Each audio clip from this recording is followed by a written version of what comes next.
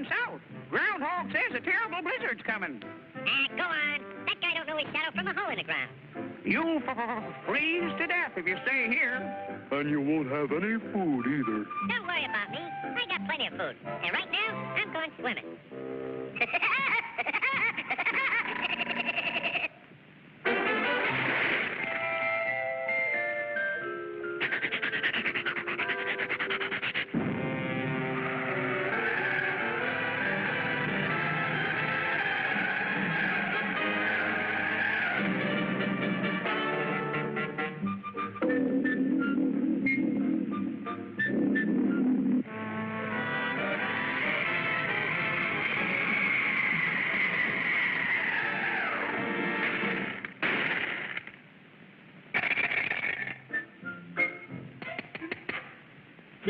Must be hard water in this lake.